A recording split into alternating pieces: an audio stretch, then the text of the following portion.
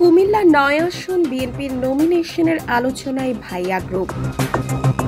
শুনলেন সংবাদ শিরোনাম, এখন বিস্তারিত।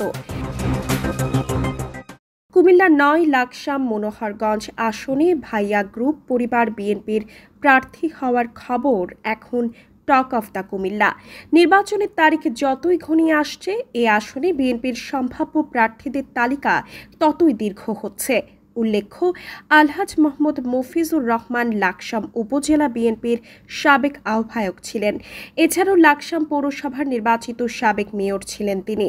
সূত্র জানায়, বিএনপির হাইকমান্ড তথা বিএনপির ভারপ্রাপ্ত চেয়ারম্যান জনাব তারেক রহমানের কাছে ভাইয়া গ্রুপের পরিচিতি এবং ইতিবাচক নথি সংরক্ষিত আছে।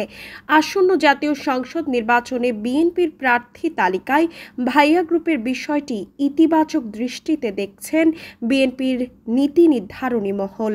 উল্লেখ্য, লাকসাম মনোহরগঞ্জ আসনে ভাইয়া গ্রুপের নিজস্ব ভোট ব্যাংক রয়েছে। এলাকায় জনহিতকর ও সামাজিক কর্মকাণ্ডে ভাইয়া গ্রুপের সুনাম এখনও কেউ অতিক্রম করতে পারেনি।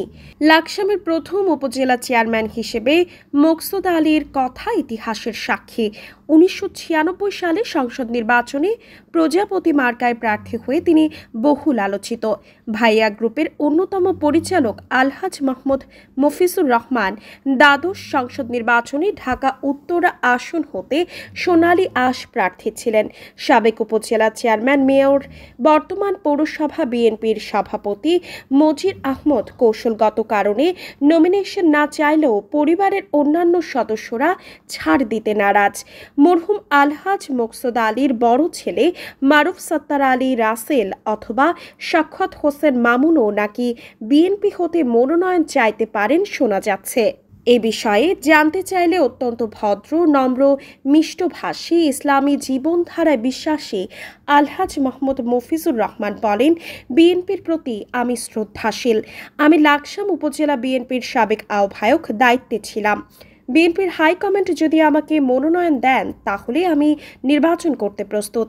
আমাদের পরিবারের অন্য কাউকে দিলেও আমার তা চ্যালেঞ্জ হিসেবে গ্রহণ করব, অথবা বিএনপি অন্য যাকে মনোনয়ন দেবে তার পক্ষে কাজ করব।